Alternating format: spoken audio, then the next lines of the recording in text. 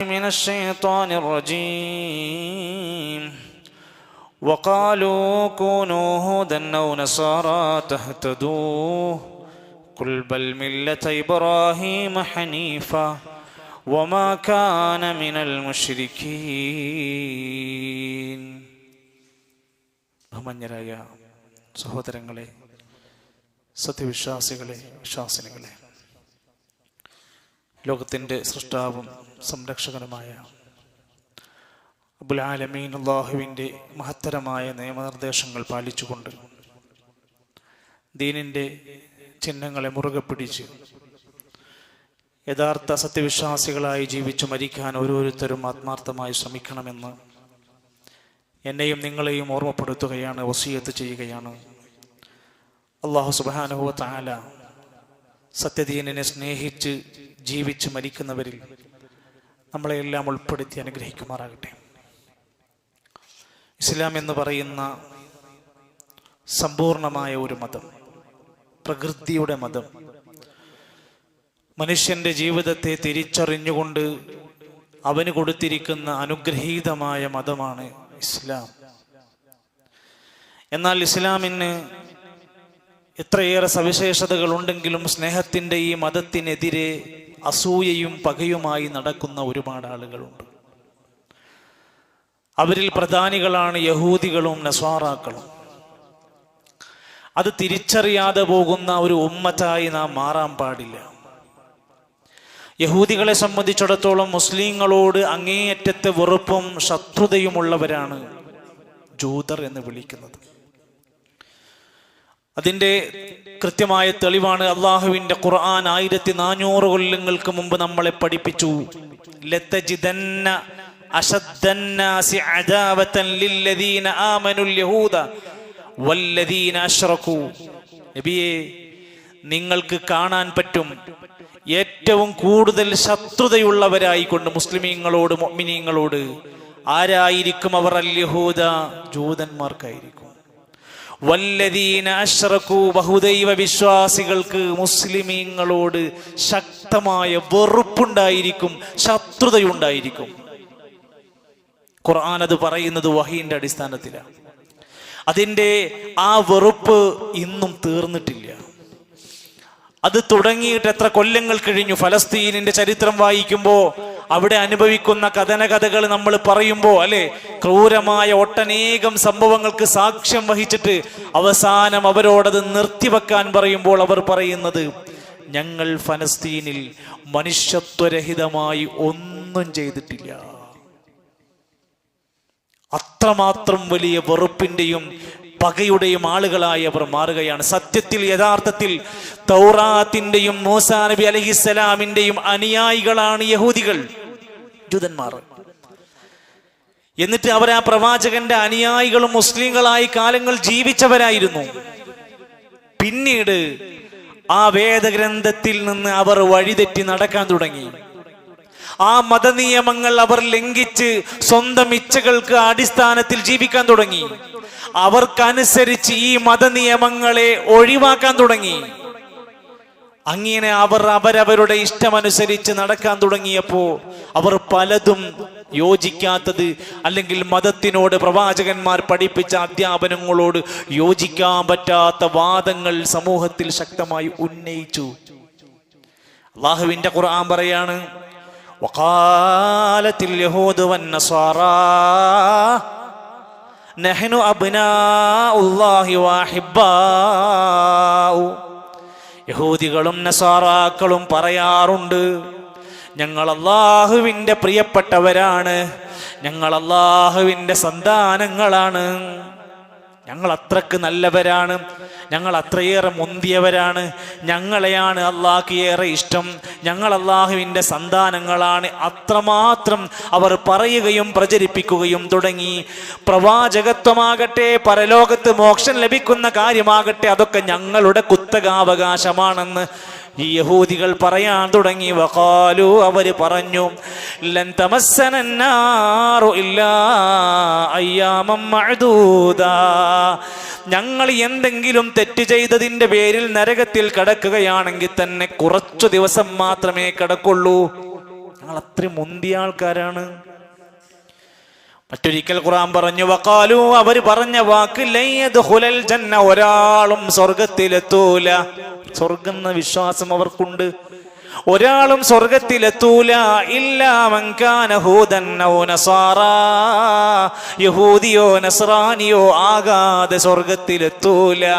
ഖുർആൻ പറയാണ്, തിൽക അമാനിയുഹും, അത് അവരുടെ വ്യാമോഹം മാത്രമാണ്. അതൊന്നും വിഷയാക്കണ്ട, അതൊക്കെ അവരുടെ കൊതിയാണ്, അവരുടെ ആഗ്രഹമാണ്. മറ്റൊരിക്കൽ അള്ളാഹുവിന്റെ ഖുർആൻ അവരെ പറ്റി പറയാണ്, അവർ നടന്ന് പറയാറുണ്ട്, നിങ്ങൾ സന്മാർഗത്തിലാണോ സത്യത്തിലാണോ നിങ്ങൾ ജൂതനാകണം. അല്ലാത്തവരൊക്കെ പിഴച്ചവരാണ്, നശിച്ചവരാണ്. വഖാലൂ, അവര് പറയാറുണ്ട്, കുനൂ ഹൂദൻ ഔ നസാറ, ഒന്നുകിൽ ജൂതനായിക്കോ അല്ലെങ്കിൽ നസ്രാനി ആയിക്കോ, എന്നാലും മുസ്ലിം ആകരുത്. യഹൂദി ആയിക്കോ നസ്രാനി ആയിക്കോ, തഹ്തദൂ, നിങ്ങൾ സന്മാർഗം നേടിയവരായി മാറും. നബിയെ, ഇങ്ങനെ പറയുന്നവരോട് പറഞ്ഞു കൊടുക്ക്, ഖുൽ, നബിയെ പറയൂ, ബൽ മില്ലത ഇബ്രാഹീമ ഹനീഫാ, നിങ്ങൾ ഇതൊന്നുമല്ല ആകേണ്ടത്, നിങ്ങൾ ഇബ്രാഹിം നബി അലൈഹിസ്സലാമിന്റെ മില്ലത്താണ് പിൻപറ്റേണ്ടത്. അതാണ് ശരിയായ മതം, ശരിയായ മാർഗം അതാണ്. വമാ കാന മിനൽ മുശ്രിക്കീൻ, ഇബ്രാഹിം നബി ഒരിക്കലും അള്ളാഹുവിൽ ശിർക്ക് ചെയ്യാത്തവരായിരുന്നു. അപ്പോ ആഗ്രഹം പലതുണ്ട് അവർക്ക്, വ്യാമോഹങ്ങൾ പലതുമുണ്ട്, ആദർശങ്ങൾ അവർ പലതും പറയുന്നുണ്ട്. എന്നിട്ടും അല്ലാഹുവിന്റെ ഖുർആൻ പറയാണ്, എന്താണ് അവരുടെ മുഖ്യമായ പ്രധാനമായ വഴികേടിന്റെ കാരണമെന്നോ, വേദഗ്രന്ഥത്തിൽ നിന്ന് വഴിതെറ്റി സഞ്ചരിച്ചപ്പോഴാണ്. ഈ വാക്ക് നമ്മളെ വേദനിപ്പിക്കണം. എന്തുകൊണ്ടാണ് യഹൂദികൾ ഇത്ര വലിയ ക്രൂരതകൾ ചെയ്യുമ്പോഴും അവരുടെ മനസ്സിന് അലിവ് തോന്നാത്തത്? എന്തുകൊണ്ടാണ് ഈ യഹൂദികളായ മനുഷ്യന്മാർ ചെയ്യുന്ന ക്രൂരതകൾ അവരിങ്ങനെ ന്യായീകരിക്കുന്നത്? അവർ വേദഗ്രന്ഥത്തിൽ നിന്ന് ദൂരേക്ക് മാറി സഞ്ചരിച്ചു. നമ്മൾ അള്ളാന്റെ ഖുർആനിൽ നിന്ന്, സത്യഗ്രന്ഥത്തിൽ നിന്ന് മാറി സഞ്ചരിച്ചാൽ നമ്മളും എത്രയോ വലിയ വഴികേടുകൾ പേറി നടക്കേണ്ടി വരും. അള്ളാഹുവിന്റെ ഖുർആൻ ഓർമ്മപ്പെടുത്തി, വഇന്നല്ലദീന ഇഖ്തലഫൂ ഫിൽ കിതാബി ലഫീ ശിഖാഖിൻ ബഈദ്, സത്യഗ്രന്ഥം അവർക്ക് ഇറക്കി കൊടുത്തിട്ട് അതിൽ നിന്ന് വിദൂരമായ വഴികേടിലേക്ക് അവർ നീങ്ങിയത് കൊണ്ടാണ്. ഖുർആനുമായി നമ്മൾ അകന്നുപോയാൽ നമുക്കും ഇതാണ് വരാൻ പോണത്. തൗറാത്തിൽ നിന്ന് വഴിതെറ്റി നീങ്ങി സഞ്ചരിച്ചപ്പോ അവരുടെ ജീവിതം ഏത് ക്രൂരതയിലേക്കും എത്തിപ്പെടാൻ മാത്രമുള്ള വഴികേടിലേക്ക് അവർ പോയി. അവർ അള്ളാഹുവിനെതിരെ വാദമുന്നയിച്ചു, അള്ളാഹുവിന്റെ സന്താനമുണ്ട് എന്ന്.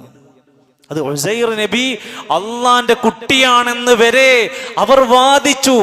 വഖാലത്തിൽ യഹൂദു ഉസൈറുൻ ഇബ്നുല്ലാഹ്, ഉസൈർ എന്ന് പറയുന്ന പ്രവാചകൻ അള്ളാഹുവിന്റെ മോനാണെന്നവർ വാദിക്കുന്നുണ്ട്. പരലോകത്ത് വെച്ചുകൊണ്ട് ഇവരോട് ചോദിക്കുന്നുണ്ട്, നിങ്ങൾ എന്തിനെയാണ് മാ കുൻതും തഅബുദൂൻ, നിങ്ങൾ എന്തിനെയാ ദുനിയാവിൽ ആരാധിച്ചിരുന്നത്? ഖാലു, അന്ന് യഹൂദികൾ പറയും, കുന്നാ നഅബുദു ഉസൈറുൻ ഇബ്നുല്ലാഹ്, അള്ളാഹന്റെ മോനായ ഉസൈർ എന്ന് പറയുന്ന പ്രവാചകനെയാ ഞങ്ങൾ ആരാധിച്ചിരുന്നത്.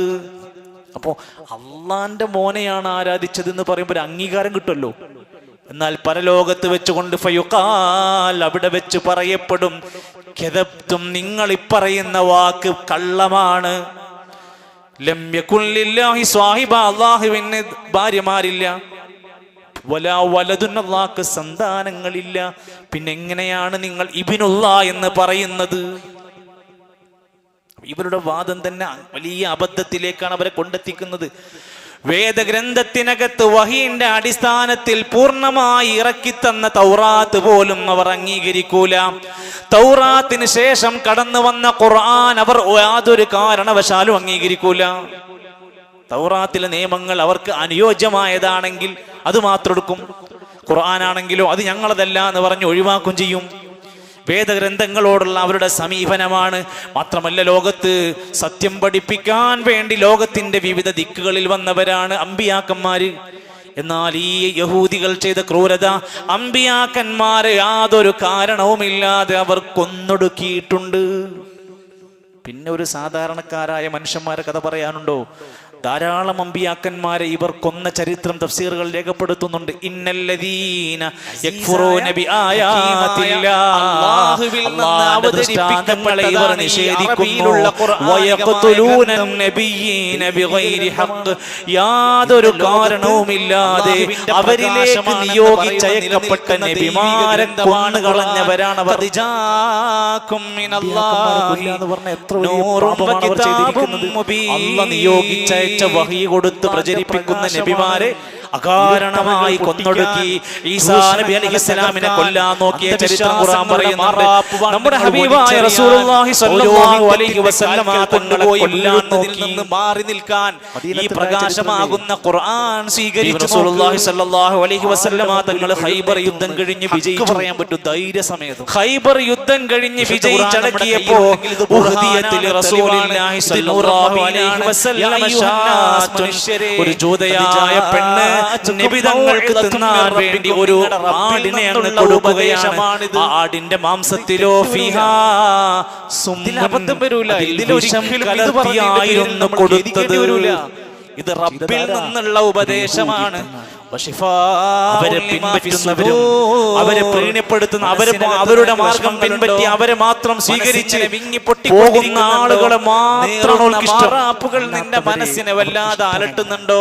പാപത്തിന്റെ ദുരന്തങ്ങൾ നിന്റെ കറകളായി കൊണ്ട് വലിക്കുന്നുണ്ടോ? ഹൃദയത്തിനകത്ത് ശിഫ നൽകുന്ന ഗ്രന്ഥമാണ് അവരുടെ മാർഗം പിൻപറ്റുന്നതുവരെ യഹൂദികൾക്കും നസാറാക്കളും ഒരാളെയും തൃപ്തിപ്പെടൂല. അവര് പറയുന്ന പോലെ അവര് ചെയ്യുന്ന പോലെ അവർക്ക് ഇഷ്ടപ്പെടുന്ന രൂപത്തിൽ അവരെ പിൻപറ്റിയെങ്കിലേ അവർക്ക് മറ്റുള്ളവരൊക്കെ ഇഷ്ടമാവുള്ളൂ. നല്ലവരാണെന്ന് എപ്പോഴും അഭിപ്രായം പറയുള്ളൂ. അവരുടെ അതേ മാർഗം ഒരാൾ സ്വീകരിക്കാൻ തുടങ്ങി അവന് മാത്രമാണ് ഖുർആൻ പറയാണ് അവരത്ര സത്യഗ്രന്ഥത്തിന്റെ വഴിയിൽ നിന്ന്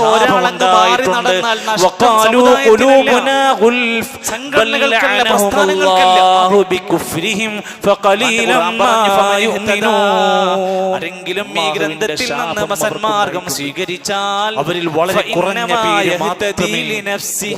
അത് സന്മാർഗത്തിലാകുന്നത് അവൻ തന്നെയാണ് വക്താക്കളാണ്. ഞാൻ ഈ വിഷയം ആരെങ്കിലും ഇതിൽ നിന്ന് പിഴച്ചു പോയാൽ എല്ലാം ക്രോഡീകരിച്ചിട്ട് പറയാം. ഈ യഹൂദികളുടെ മാർഗം ഇത്രയേറെ പ്രയാസമുണ്ടാക്കുന്ന യഹൂദികളുടെ മാർഗം പിൻപറ്റുന്നവരായി എന്റെ ഉമ്മത്ത് മാറും അനുഭവിക്കേണ്ടി വരിക. എത്രത്തോളം നബി സല്ലല്ലാഹു അലൈഹി വസല്ലം പഠിപ്പിക്കുകയാണ്, നടന്നാൽ ഇനി എന്റെ സമുദായത്തിൽ നിന്ന് എന്റെ ഉമ്മത്തിൽ നിന്ന് മുൻകാല സമുദായത്തിന് ചാണിന് ചാണായി മുഴത്തിന് മുഴമായി പിൻപറ്റാൻ തുടങ്ങും. മികച്ചത് പിൻപറ്റിക്കോളൂ.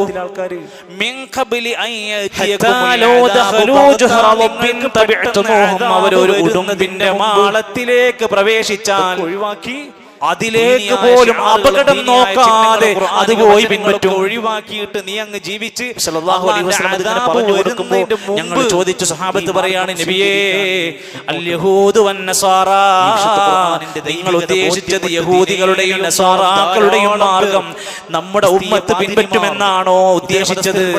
ചോദിച്ചു. ആളുകൾ ആരെ പറ്റിയ ഇസ്ലാമിലേക്ക് കടന്നു വന്നുകൊണ്ടിരിക്കുക. പ്രിയപ്പെട്ടവരെ, അതിന്റെ അടിസ്ഥാനത്തിൽ ഈ കൂടിയ നമ്മൾ ഓരോരുത്തരും ആലോചിക്കേണ്ട മനസ്സിലാക്കേണ്ട കാര്യങ്ങളാണ്. യഹൂദി നസാറാക്കളുടെ ചര്യകളും അനുഷ്ഠാനങ്ങളും അവരുടേതായ ചടങ്ങുകളിൽ നിന്നുമൊക്കെ നമ്മൾ പൂർണ്ണമായി വിഭിന്നമാകണം. ചിട്ടിരിക്കുകയാണോ? അവരുടേതായ മതാഘോഷങ്ങളെ മതാചാരങ്ങൾ നമ്മുടേതായി മാറാൻ പാടില്ലെന്ന് മാത്രമല്ല, സല്ലല്ലാഹു അലൈഹി വസല്ലം ദീനി പഠിപ്പിച്ചപ്പോൾ 10ഓളം കാര്യങ്ങളിൽ നിങ്ങൾ യഹൂദികൾക്ക് എതിരാകണം. ഞാനും നിങ്ങളും നമ്മുടെ മനസ്സിനോട് ഇരുന്ന് ചോദിക്കുകയാണ്, ഞാൻ ഇന്ന് എത്ര പേജ് ഓതി? എന്നാൽ ഇനി പറയുന്ന ഇന്നലെ ഞാൻ എത്ര ഓതി? സ്ഥിരം എത്ര പേജ് ഓതാനാണ്? സല്ലല്ലാഹു അലൈഹി വസല്ലം പറയാണ്, ദിവസം ഇന്ന സമയത്ത്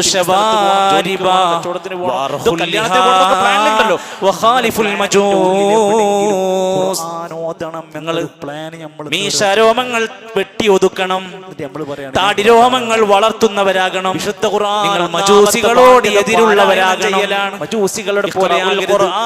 മറ്റൊരു ഹദീസിൽ നിങ്ങൾ യഹൂദികളോടും മുശ്രിക്കീങ്ങളോടും ഒക്കെ എതിരാകണം. അതിന്റെ ആളുകൾക്ക് ആ ഖുർആൻ താടി വളർത്തുന്നവരാകണം. രോമങ്ങൾ വെട്ടിയൊതുക്കുന്നവരാകണം. സംരക്ഷിക്കാൻ 24 മണിക്കൂർ പ്രതിഫലം കിട്ടുന്ന ഒരു സുന്നത്ത്, പ്രബലമായ ശക്തമായ സുന്നത്ത് നമ്മുടെ കൂട്ടത്തിൽ ഉണ്ടാകേണ്ടുന്ന ഒന്നാണ്. യഹൂദികളോട് നസ്വാറാക്കളോട് എതിരാകുന്നതിന്റെ ഭാഗമായിട്ട് അല്ല, താടി വടിക്കുന്ന ഒരാള് നമ്മുടെ ഉമ്മത്തിൽ വരാൻ പാടില്ല. ഖുർആൻ ഹിഫ്ളാക്കുക. ഒരൊറ്റ സ്വഹാബി, ഒരൊറ്റ താബിഈ, ഒരൊറ്റ സലഫ് സ്വാലിഹീൻ ഖുർആനിനോട് താടി വടിക്കുന്ന സുഹൃത്തും ഒരിക്കലും അവരിൽ വന്നിട്ടില്ല. നമ്മൾ വെള്ളിയാഴ്ച പോയി ക്ലീൻ ആക്കിക്കൊണ്ടിരിക്കുന്നത് എന്തിനെയാണ്? കേവലം കുറച്ച് രോമങ്ങൾ മാത്രമല്ല, പ്രവാചകൻ പഠിപ്പിച്ച ഈ മഹത്തായ അധ്യാപനങ്ങളെ കൂടെയാ നമ്മൾ വടിച്ചു കളഞ്ഞുകൊണ്ടിരിക്കുന്നത്. ഷർഹിൽ കൊടുത്ത് സ്വാഹിബുൽ നിങ്ങൾ യഹൂദികൾക്കും നസാറാക്കൾക്കും എതിരാകണമെന്ന് പറഞ്ഞു. രണ്ടാമത്തെ കാര്യം, യഹൂദികൾ മുഹറം 10 അന്ന് ബഹുമാന ആദരവോടെ പലതും ചെയ്തിരുന്നു. അവരും ചിലരൊക്കെ നോമ്പെടുത്തിരുന്നു. നിങ്ങൾ ജീവിച്ചിരിപ്പുണ്ട്. നിങ്ങൾ കൂടെ നടക്കുന്ന നോമ്പിന്റെ കാര്യത്തിൽ അടുത്ത വർഷം ജീവിച്ചിരിപ്പുണ്ടെങ്കിൽ 9 നോമ്പ് നോറ്റ് ഞാൻ യഹൂദികൾക്ക് എതിരായി മാറും. അവരുടെ മനസ്സിലുള്ളത് പഠിക്കണം. ഖബറുകൾ യാതൊരു കാരണവശാലും കെട്ടി ഉയർത്തരുത്. കെട്ടിടമുണ്ടാക്കരുത്. എന്താ പ്രശ്നം അറിയണം? നിങ്ങൾ യഹൂദികളെ പിൻപറ്റുന്ന അവസ്ഥ വരരുത്. മരിക്കുന്നതിന്റെ 13 ദിവസത്തോളം അസുഖം ബാധിച്ചതാണ്. 13 ദിവസത്തിനുള്ളിൽ പല തവണയായി പ്രവാചകൻ ബോധമറ്റ് വീഴുന്നവരും പഠിപ്പിക്കുന്നവരുമാണ്. ബോധരഹിതനായി വീഴുന്നുണ്ട്, പഠിക്കുന്നവരും ബോധം തെളിയുമ്പോൾ പലതും പറയുന്നുണ്ട്. മരിക്കുന്നതിന്റെ 5 ദിവസം മുമ്പ് ആയിഷ റളിയല്ലാഹു അൻഹ പറയാ, ഇബ്നു അബ്ബാസ് റളിയല്ലാഹു അൻഹു പറയാണ്, അവരൊക്കെ ആ സമയത്തോടെ കൂടിയിരിക്കുകയാണ്. പഠനക്ലാസുകളിൽ നിറഞ്ഞു നിൽക്കുന്ന സദസ്സ് കണ്ട് ആ സമയത്ത് നബി തങ്ങളുടെ ബോധം ഇങ്ങനെ ഇടക്കൊന്ന് തെളിഞ്ഞു വരുന്നുണ്ട്. ഞങ്ങൾ ആ മുഖത്തൊരു തുണിക്കഷ്ണം വെച്ചു കൊടുത്തിരുന്നു, വെള്ളം നനച്ചുകൊണ്ട് വേദനയൊക്കെ ഒന്ന് ശമിക്കാൻ. ആ മുഖത്ത് കിടക്കുന്ന തുണിക്കഷ്ണങ്ങളൊന്ന് മാറ്റി കൊടുത്തപ്പോ അവിടുന്ന് നബി പറഞ്ഞു തന്നത്,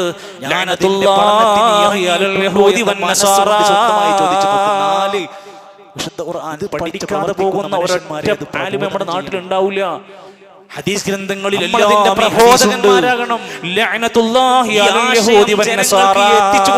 യഹൂദികളെയും നസാറാക്കളുടെയും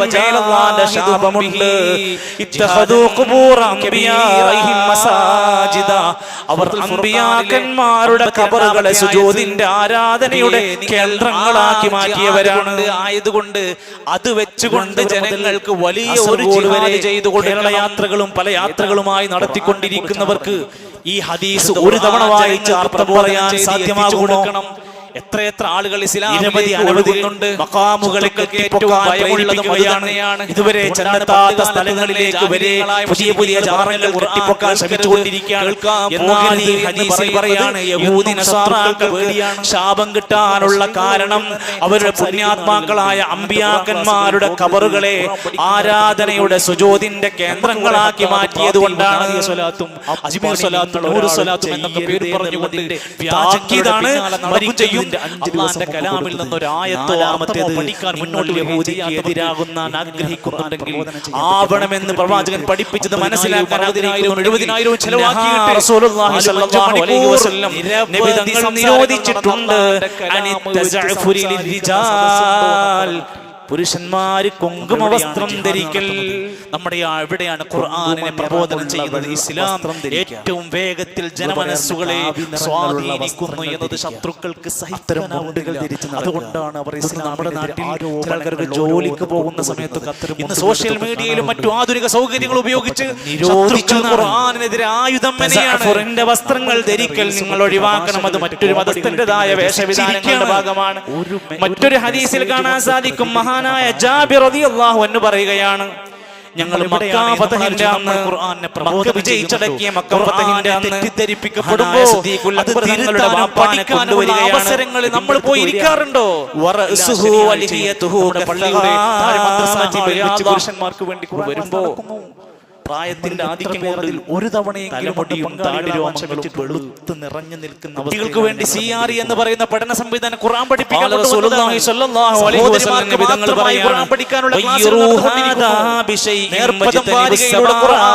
ആശയത്തെ ശത്രുക്കളുടെ ആക്ഷേപങ്ങൾക്ക് മറുപടി കൊടുത്തുകൊണ്ടിരിക്കുന്നു.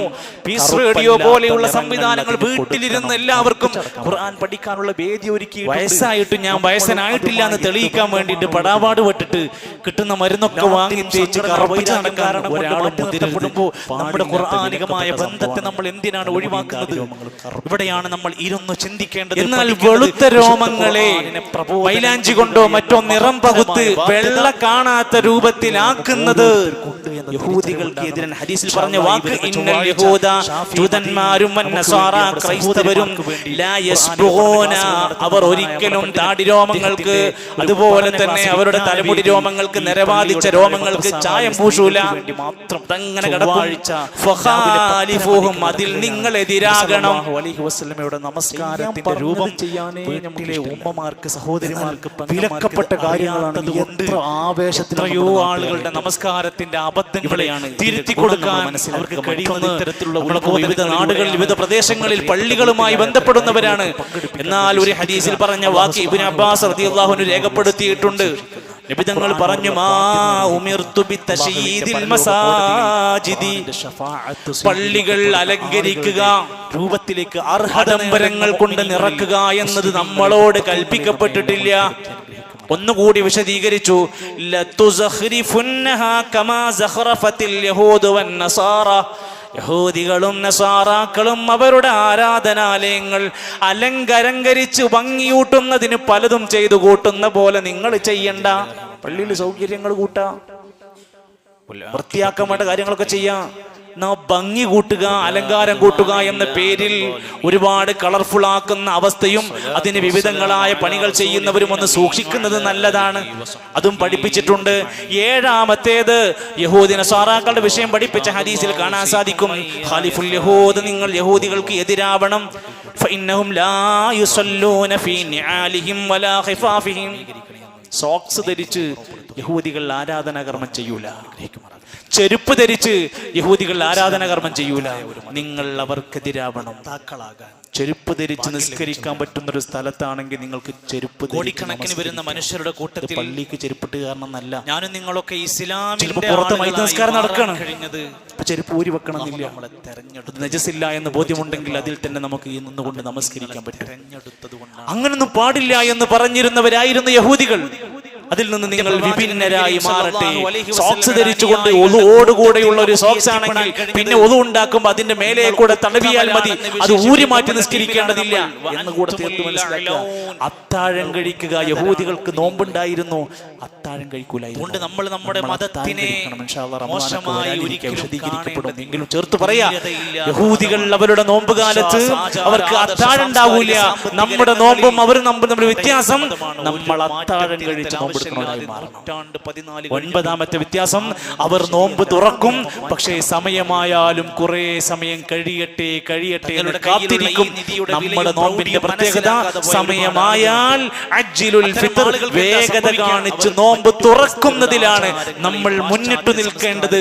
വഅന്നൽ യഹൂദ വന്നസാറാ യുഅഖിറൂൻ, കയ്യിലുള്ള അമൂല്യമായ നിധിയെക്കുറിച്ച് ഒരു വിലയുമില്ല.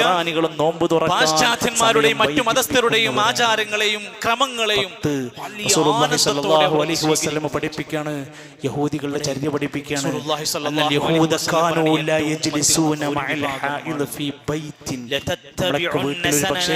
അങ്ങനെ ഒരു സാധ്യത കാണുകയാണ്.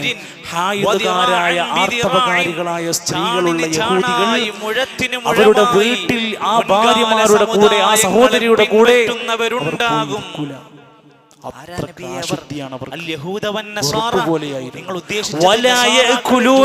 അവരോടൊപ്പം ഇരുന്ന് ഭക്ഷണം കഴിക്കൂല, അവരോടൊപ്പം ഇരുന്ന് വെള്ളം കുടിക്കൂല. എന്റെ ഉമ്മത്തിലെ ആളുകൾ മാറിയാണ്. അല്ലാഹുവിന്റെ ഖുർആനിൽ ഒരു ആയത്ത് ഇറങ്ങി പോലെയുള്ള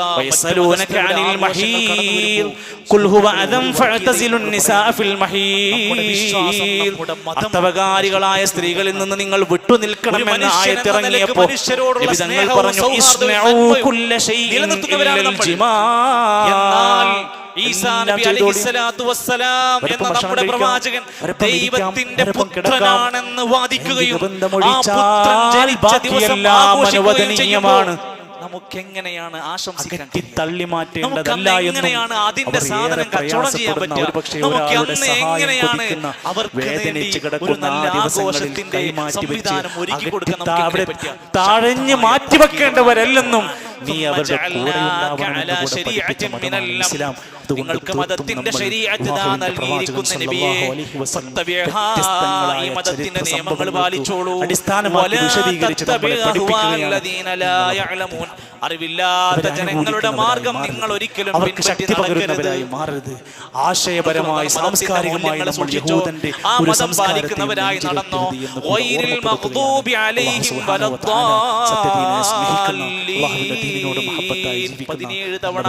അങ്ങനെ ആക്കല്ലേ എന്ന് പറഞ്ഞു ആക്കരുത്. വൈരിൽ മഗ്ദൂബ് എന്ന് പറയുന്ന മഗ്ദൂബിന്റെ വിഭാഗത്തിൽ യഹൂദി നസ്വാറാക്കളുടെ കൂട്ടത്തിൽ ഞങ്ങൾ പെടുത്തല്ലേ എന്ന് പ്രാർത്ഥിക്കുന്നവരാണ് നമ്മള്. അതുകൊണ്ട് തന്നെയാണ് നിബിതങ്ങൾ പഠിപ്പിച്ചത് മറ്റൊരു ജനവിഭാഗത്തിന്റെ ആദർശത്തിനെ നിങ്ങൾ സ്വീകരിക്കാൻ തുടങ്ങിയാൽ അവരുടെ കൂട്ടത്തിൽപ്പെട്ടവനായി മാറും. മറ്റുള്ളവരോട് സാദൃശ്യപ്പെടുന്നവൻ നമ്മുടെ കൂട്ടത്തിൽ പെട്ടവനല്ല. അവരുടെ അപ്പൂപ്പനായി നടക്കുക, നമ്മൾ അതിന്റെ വേഷങ്ങൾ പ്രചരിപ്പിക്കുക, നമ്മൾ അതിൻ്റെതായ ആശംസ പറഞ്ഞു നടക്കുക. ലാ തശബ്ബഹു ബിൽ യഹൂദ്, നിങ്ങൾ ജൂതന്മാരോട് സാദൃശ്യപ്പെടരുത്. വലാ ബിൻ നസാറാ, നസാറകളോട് സാദൃശ്യമാകരുത്. നാം ഓരോരുത്തരും ഇസ്ലാമികമായി നമ്മൾ ചെയ്യുന്ന എല്ലാ മര്യാദകളും പാലിക്കും. മതപരമായ കാര്യം വരുമ്പോൾ നമ്മൾ അവരിൽ നിന്ന് മാറി നിൽക്കും. മറ്റു മതസ്ഥരെ അനുകരിച്ച് മുസ്ലിമിന്റെ പേഴ്സണാലിറ്റി നശിപ്പിക്കരുത്. ഇസ്ലാമിന്റെ കൾച്ചർ കളഞ്ഞു കുളിക്കുന്നവരായി മാറരുത്. നാശത്തിന്റെ അഗാധഗർത്തത്തിലേക്ക് നമ്മൾ പോകരുത്. അവരോട് എതിരാവാൻ ഖാലിഫുൽ മുശ്രിക്കീന, ബഹുദൈവ വിശ്വാസികളോട് നിങ്ങൾ എതിരായി മാറണമെന്ന് പഠിപ്പിച്ചു. നിനക്ക് പരലോകത്ത് വിചാരണയില്ല. കച്ചവടക്കാരെന്നറിയപ്പെടുന്ന അഞ്ചരക്കണ്ടി ആവട്ടെ, നമ്മൾ പരിസരങ്ങളിലൊക്കെ അങ്ങനെ അങ്ങാടിയിലൊന്ന് വെറുതെ ഇറങ്ങിയാൽ കടയുടെ പേര് നല്ല മുസ്ലിം. രണ്ടാം ഖലീഫ ഉമർ ഖത്താബ് റളിയല്ലാഹു അൻഹു ഒരിക്കൽ പറയുണ്ടായി, ചരക്കുകൾ ജാഹിലിയത്തിൽ ഇത്തരത്തിലുള്ള പല വേണ്ടാത്തരങ്ങൾ ചെയ്തു കൊടുത്ത് എന്നിട്ട് ആളുകൾ ചോദിക്കും, മുസ്ലിമായപ്പോ പിന്നീട് ഉൾക്കടലത്തോടെ പേടിയോടെ ജീവിച്ചു. ഭാരതന്മാരായ ഖലീഫയായപ്പോ നീതിമാനായ ഒരു ഭരണാധികാരി ആവാൻ വേണ്ടി ഒരുപാട് ശ്രമിച്ചു. യൂഫ്രട്ടീസിന്റെ തീരത്ത് ഒരാട്ടിൻ കുട്ടി ചത്തു കിടന്നാൽ ഞാൻ അല്ലാഹുവിന്റെ മുമ്പിൽ മറുപടി പറയേണ്ടി വരുമോ എന്ന് എനിക്ക് പ്രശ്നമല്ല, എനിക്ക് പൈസത്തെ കുറിച്ച് മൂന്നാം ഖലീഫ ഉസ്മാൻ ഇബ്നു അഫ്ഫാൻ റളിയല്ലാഹു അൻഹു ഖബറൊന്ന് കണ്ടാ മതി അല്ലാഹുവിന് സന്താനമുണ്ടെന്ന വാദം ഒരു സാധാരണ ഖബർ കണ്ടാൽ മതി ഉസ്മാൻ റളിയല്ലാഹു അൻഹു മുമ്പില്ലാത്തത് വിധേന പൊട്ടിക്കരയുമായിരുന്നു. ആളുകൾ ചോദിക്കുന്നുണ്ട്, എന്തിനാ നിങ്ങൾ ഇങ്ങനെ കരയുന്നത്? നബി സല്ലല്ലാഹു അലൈഹി വസല്ലം ഒരിക്കൽ പറഞ്ഞത് ഞാൻ എന്റെ ചെവി കൊണ്ട് കേട്ടതാണ്. ഇത് പറയും, ശക്തമായി വാദിച്ചവരാണ് അവർ. അവ്വലു മൻസിലിൻ മിൻ മനാസിലിൽ ആഖിറ. ഈ കാണുന്ന ഖബർ എന്ന് പറഞ്ഞ ഒരു മനുഷ്യന്റെ പരലോകത്തെ ഒന്നാമത്തെ വീടാണ്. വിശ്വാസത്തെ ശരിക്ക് പഠിക്കുക. ഈ ഖബറിനകത്ത് ഒരാൾ രക്ഷപ്പെട്ടാൽ ശേഷമുള്ളതൊക്കെ എളുപ്പമാണ്. വിചാരണ, ഗ്രീറ്റിംഗ് കാർഡ് കൊടുക്കുക, SMS ഉയർത്തെഴുന്നേൽപ്പൊക്കെ കുഴപ്പമില്ലാതെ ഉണ്ടാക്കി കൊടുക്കുക. എന്നാൽ വൈലം യൻജു മിൻഹു, ഈ ഖബറിന്റെ ഉള്ളിൽ രക്ഷപ്പെട്ടില്ലെങ്കിൽ ചെയ്യുന്നതൊക്കെ ഇനി വരാനിരിക്കുന്നതെല്ലാം അതിഭയങ്കരമായിരിക്കും. ജീവിച്ച കാലഘട്ടം ഇതൊന്നല്ല, എത്ര കൊല്ലങ്ങൾ കഴിഞ്ഞു. ആരാണ് അവരുടെ മുമ്പിൽ സ്വർഗ്ഗമുണ്ടെന്ന് സന്തോഷ വാർത്ത അറിയിക്കപ്പെട്ട 10 പേരിൽ പ്രമുഖ സ്ഥാനത്തിരിക്കുന്നവരാണ്. സ്വർഗത്തിന്റെ കവാടം ആദ്യമായി തുറന്നു കയറുന്ന നബി സല്ലല്ലാഹു അലൈഹി വസല്ലം പറയാണ്, ഇസ്രാ മിഅ്റാജിന്റെ യാത്ര കഴിഞ്ഞ് വന്നപ്പോൾ പറയാണ്, മാ റഅയ്തു മൻളറൻ ഖത്തു ഇല്ലാ വൽ ഖബറു അഫ്ളഉ മിൻഹു. ഞാൻ കണ്ട കാഴ്ചകളിൽ എന്നെ ഏറ്റവും ഭയാനകമായി തോന്നിയത് ഖബറിന്റെ ഉള്ളിലെ ഭയാനകതയാണ്. അവർ പറയാണ്, അത്തരം കാര്യങ്ങൾക്ക് പ്രോത്സാഹനം കൊടുത്താൽ അവരുടെ ആ ഖബറും ആ പരലോകവും രക്ഷപ്പെടണമെന്ന ചിന്തയായിരുന്നു അവരുടെ ജീവിതത്തിൽ കടന്നു വന്നത്. അവരുടെ മഹാനായ റസൂലുള്ളാഹി സ്വല്ലല്ലാഹു അലൈഹി വസല്ലം പോലും പ്രാർത്ഥിക്കാറുണ്ടായിരുന്നു, പടച്ചോൻ എന്റെ പരലോകം, നമ്മുടെ വീട്, നമ്മുടെ കുടുംബം, നമ്മുടെ ജോലി, നമ്മുടെ കോഴ്സ്, നമ്മൾ ഈ ദുനിയാവിന്റെ എല്ലാം ഭംഗിയാകാൻ എത്ര കൊതിച്ചവരാണ്. പ്രവാചകന് പ്രാർത്ഥിക്കുകയാണ്, അല്ലാഹുമ്മ ഹാസിബിനി ഹിസാബൻ യസീറാ, മാംസമായാലും എന്റെ പരലോകം എളുപ്പമുള്ള വിചാരണയാക്കി മാറ്റി തരണമേ. എന്താ പരലോകത്ര പേടിക്കാൻ? നാട്ടുകാരുണ്ടാവൂല, ബന്ധുക്കളുണ്ടാവൂല, പ്രാസ്ഥാനികരുണ്ടാവൂല, പ്രിയപ്പെട്ടവരായ ചങ്ങാതിമാരുണ്ടാകൂല. ഒറ്റക്കൊറ്റക്ക് നമ്മൾ അവിടെ നേരിടേണ്ടി വരും. വലഖദ് ജിഅ്തുമൂനാ ഫുറാദാ, അവരുടെ ഒറ്റക്ക് വന്ന പോലെ തിരിച്ച് അല്ലാഹുവിന്റെ പരലോകത്ത് ഒറ്റക്കൊറ്റക്കായി നമ്മൾ ഓരോരുത്തരും നേരിടേണ്ടി വരുന്ന ഒരു പരലോകം മറക്കരുത്.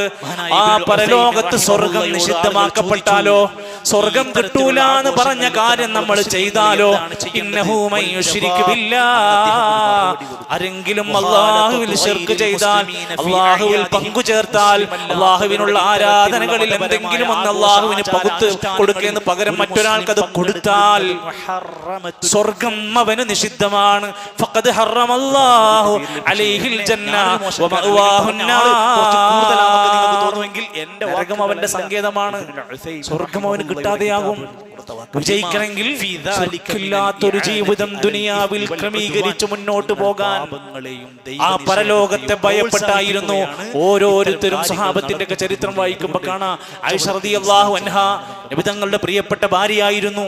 ഒരു ഭാര്യയും ഭർത്താവുമാകുമ്പോ സ്വാഭാവികമായും നല്ല സ്നേഹവും അടുപ്പവും നല്ല ബന്ധങ്ങളും ഉണ്ടാകും. ഒരു ദിവസം ആയിഷ ബീബി നബിന്റെ അടുത്തേക്ക് ഒരു രാത്രിയിൽ വരികയാണ്.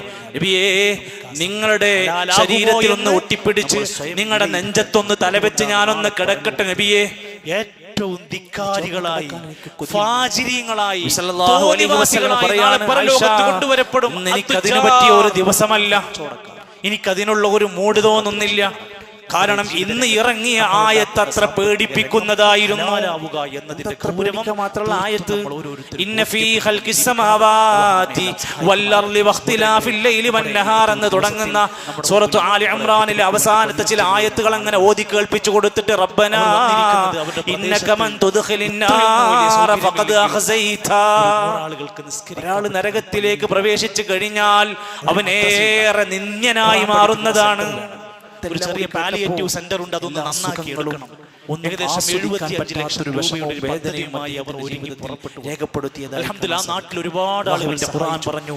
മനുഷ്യരെ വർത്തമാനങ്ങൾ, സംസാരങ്ങൾ പോലും ശ്രദ്ധിച്ചോ. മായൽഫിദു മിൻ ഖൗലിൻ ഇല്ലാ ലദൈഹി റഖീബുൻ അതീദ്. ഗുണം ലഭിക്കുന്ന ഈ മഹത്തരമായ നന്മയിൽ നമ്മുടെ സംസാരങ്ങൾ, പോക്കറ്റിൽ നമ്മുടെ പദപ്രയോഗങ്ങൾ, നമ്മുടെ ആശയവിനിമയങ്ങൾ ഒരു റഖീബും അതീദും എഴുതി വെക്കാതെ, രേഖപ്പെടുത്താതെ ഇവിടുന്ന് പോകുന്നില്ല.